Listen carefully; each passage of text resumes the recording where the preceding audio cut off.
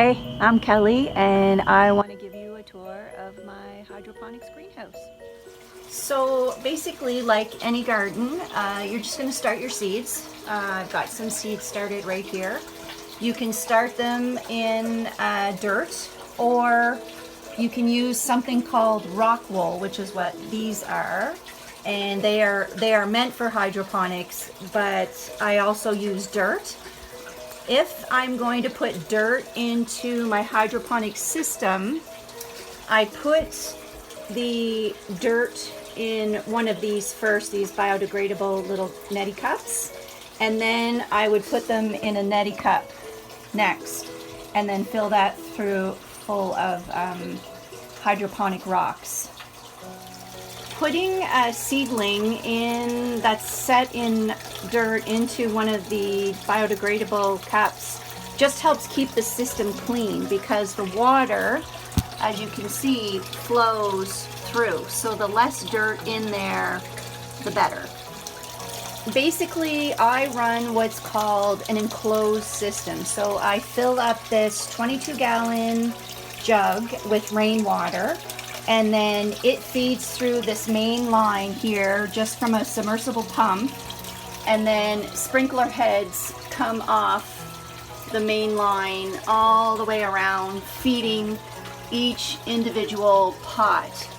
When you have little seeds like this, it's good to have the water coming from the top on a sprinkler head. Now, I have a removable sprinkler head so I can clean that, and then I also have it bolted to my pipe, because many times I've come home and this has broken away under pressure and I'm draining my bucket. So it's always good to double secure, just lesson learn over time.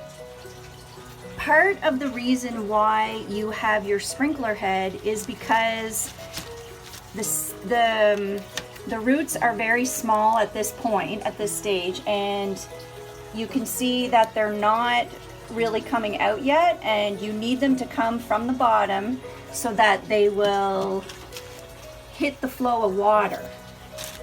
Once they hit the flow of water, you don't really need your sprinkler head anymore.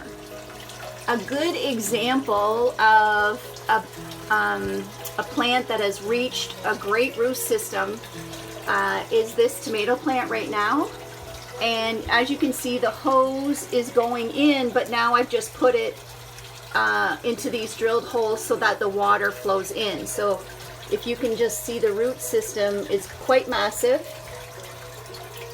and it extends all the way down into the stream of water that is a constant flow. That's a very healthy plant right there. It's great when you're doing your hydroponics to have plants at different stages. So right now I have quite a few tomato plants and they're doing all really well. But then I also have some very small seedlings that are starting slower. And of course everything has its own growth rate. But you can stagger your growing season, especially in a greenhouse, because you've extended your growing season. Typically, an ideal temperature in your greenhouse is 27, 26 degrees. So when it gets too hot in here, my greenhouse is equipped with doors that slide open like this on both sides, there and down there. And that's what lets nice fresh air in when it's too hot. I don't have a greenhouse that has compressors or temperature settings or anything like that. It's all manual. An important thing to check is your water all the time, because your plants will drink or they'll eat. So right now my bucket is quite full, but if I check my ppm meter, it is flashing at 500, so it's a little low.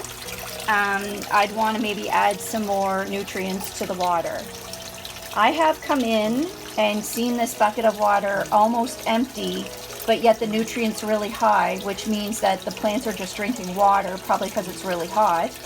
And I've also come in and seen the bucket quite full, but the nutrients are very low, so they're eating, and they do go back and forth. The food system I use is called Canna. I use the Canna Start for my seedlings, and the directions are on the back on how much. I use this, it breaks down the cellulose and stuff in your water, so I add that as per the directions. Then my nutrients are a veggie A and a veggie B system right here. So A and B. And this is good for recirculating systems, which is what I have. There's also different vegetation for open systems that have a constant supply. So a lot of people would have their hydroponics either set up to a pond or some other water source that you never are going to run out, basically. The system I chose to use was just this kind of PVC pipe system for many reasons. If you Google hydroponics, I mean, there's an enormous amount of different ways that you can build it. I use this more for space saving. The building that I have is only 5 feet wide, basically. So I really wanted to have a vertical garden where I could take advantage of the outside windows, so that we could get the best sunlight. Pressure within this enclosed system is really important too, because here's an example of what happens when there's just too much water flow. So basically, this is a cabbage or cauliflower plant. I'm not quite sure right now. But I don't have a sprinkler head on this one, and I need to get one on because the water flow exceeds what the plant requires. So the nutrients are building up on top of the rock, and we really don't want to see that because it's not going to be a healthy plant after a while. So I need to fix that. Now my tomato plants are very healthy, as you've seen, and they are all on sprinklers right now. And I'm just trying to get a good shot of the water flow of this plant here, if I can squeeze in here. There. And it's definitely reduced from the no sprinkler head. And you can see the rocks remain clean and there's no buildup. So that's another reason why it's good to reduce the flow and reduce the pressure. This is year 5 for working in my greenhouse, and I learn something new every year.